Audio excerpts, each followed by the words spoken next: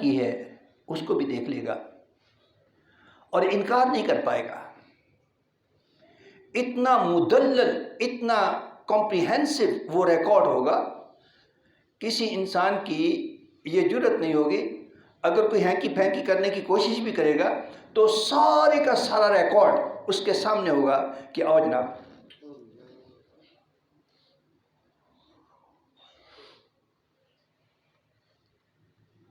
اور اب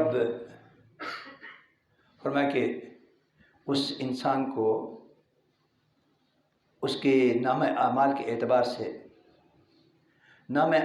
اعتبار سے اس کو پھر انعام دیا جائے گا یا سزا دی جائے گی۔ اگر اس کی کارکردگی اچھی ہے، فَأَمَّا مَنْ ثَقُلَتْ مَوَازِينُهُ فَهُوَ فِي عِيشَةٍ رَاضِيَةٍ۔ اگر اس کی اچھائیوں کا پلڑا بھاری ہے تو پھر انعام کے ساتھ وہ ہمیشہ کی انعام یافتہ زندگی بسر کرے گا، اور وہ زندگی ایسی ہوگی، فرمایا کہ وَلَكُمْ فِيهَا مَا تَشْتَهِي أَنفُسُكُمْ وَلَكُمْ فِيهَا مَا تَدَّعُونَ نُزُلًا مِّنْ غَفُورٍ رَحِيمٍ۔ تم اس زندگی میں جو چاہو گے وہ ہو جائے گا، جو مانگو گے وہ مل جائے گا، جو چاہو گے وَلَكُمْ فِيهَا مَا تَشْتَهِي أَنفُسُكُمْ، تمہارے اندر کی جو چاہت ہوگی، جو پکار ہوگی، جو خواہش ہوگی، تم اس خواہش کا اظہار کرو گے تو رب کریم اتنی قدرت، اتنا اختیار تمہیں عطا کر دے گا کہ تم جیسا چاہو گے ویسا ہو جائے گا۔ وَلَكُمْ فِيهَا مَا تَدَّعُونَ، اور وہاں پر ہر وہ چیز ہوگی جو تم ڈیمانڈ کرو گے۔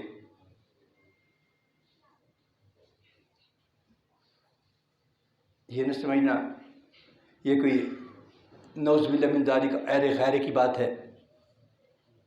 نزلا من غفور الرحیم، یہ جو غفور الرحیم ہے، جو رحمان الرحیم ہے، جو احسن الخالقین ہے، جو رب العالمین ہے، جو ارحم الراحمین ہے، اس وحدہ لا شریک کی طرف سے انعام ہے۔ اور اس کے برعکس وہ لوگ جنہوں نے اس زمین پر اکڑ اکڑ کر اپنا وقت گزارا ہوگا، فرمایا کہ وَلَن يُؤَخِّرَ اللَّهُ نَفْسًا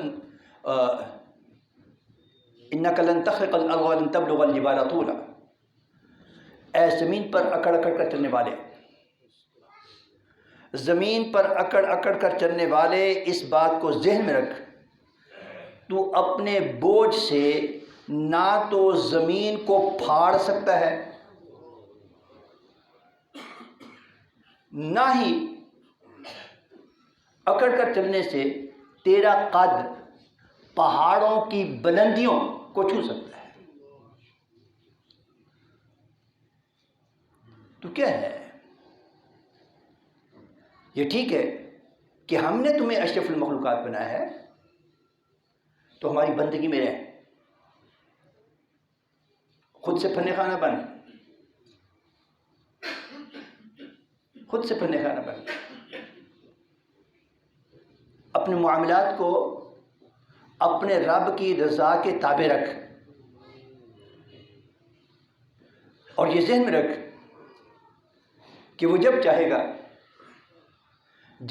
گا تجھے دی گئی مہلت کی رسی کو کھینچ لے گا۔ اس آیت مبارکہ کو ہو سکے تو اپنے معمولات کا حصہ بنایا جائے، اور اپنے آپ کو بار بار یہ باور کرایا جائے کہ اے انسان، منہا خلقناکم، تیرا رب تمہیں کہہ رہا ہے اے انسان، ہم نے تمہیں اس مٹی سے پیدا کیا ہے، وَفِيهَا نُعِيدُكُمْ، تم جتنے چاہے پاپڑ بیل لو، جتنا چاہے پروٹوکول لگا لو، جتنی چاہے بلند و بالا عمارتیں تخلیق کر لو. وَفِيهَا نُعِيدُكُمْ، ہم نے تمہیں اسی مٹی کے اندر لے جانا ہے.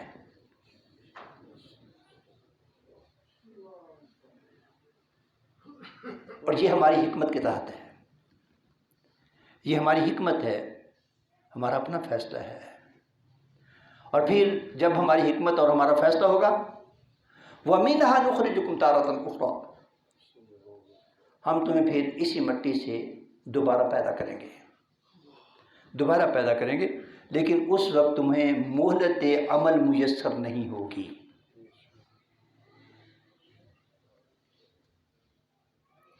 اس وقت مہلت عمل میسر نہیں ہوگی. وہ سمجھ لیجیے کہ وہ صرف رزلٹ ڈے ہوگا.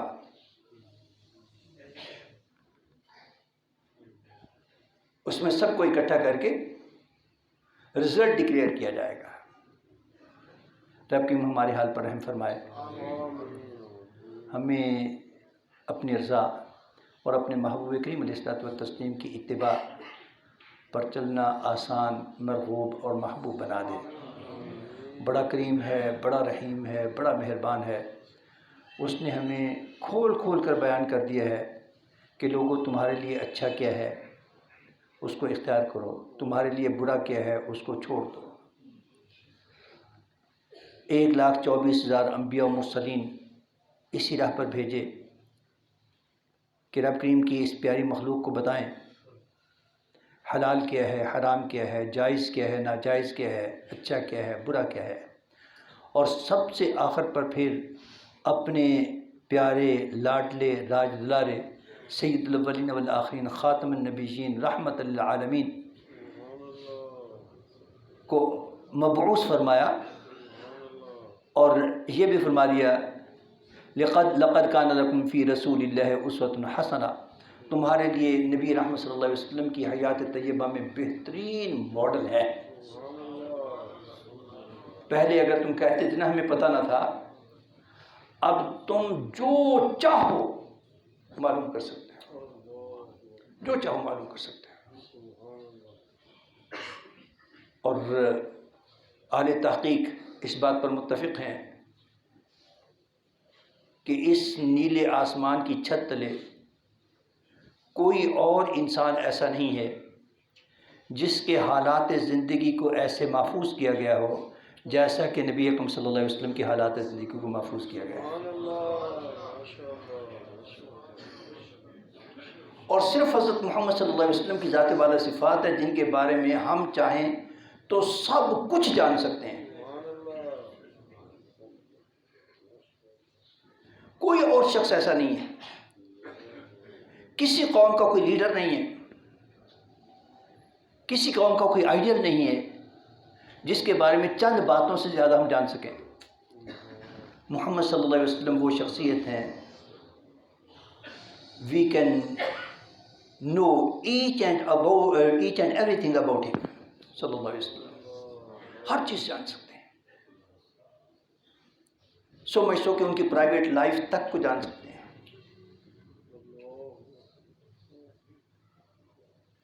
ان کے گھر کا اندرونی معاملہ کیا تھا، کتنے بڑے بڑے محلات تھے.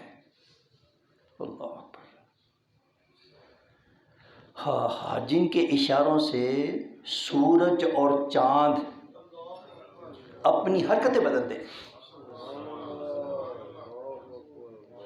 ان کے گھر کی حالت یہ تھی کہ اگر کوئی شخص ان کے گھر کے سین میں کھڑا ہو، تو کمرے کے اندر کھڑا ہو اور اپنا ہاتھ اوپر کو بلند کرے تو وہ چھت سے جا کر لگ جاتا تھا.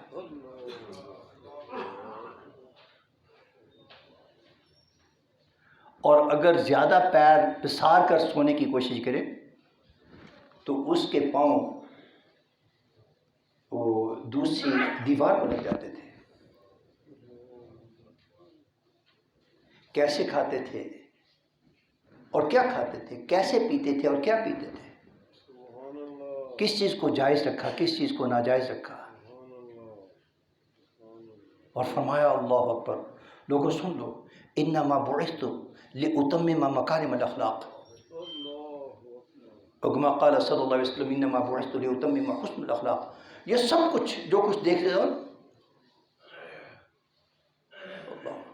وہ چاہیں چاند کو توڑ دیں، وہ پھر اس کے ٹکڑوں کو جوڑ دیں، وہ ڈوبے سورج کو موڑ دیں، اشارہ کریں تو کلمہ، پتھر جو ہیں وہ کلمہ پڑھیں، اور حکم دیں تو زندہ درخت اپنی جگہ چھوڑ کر دیوار کو، زمین کو چیرتے ہوئے آپ کی بارگاہ میں حاضر ہو جائیں. یہ سب کچھ اپنی جگہ پر. لیکن فرمایا کہ مجھے بھیجنے کی غرض و غایت کیا تھی؟ انما بعثت لاتمم مکارم الاخلاق. مجھے تو میرے رب نے بھیجا ہی اس لیے ہے کہ میں اچھی عادات کو اس کے کمال تک پہنچا دوں.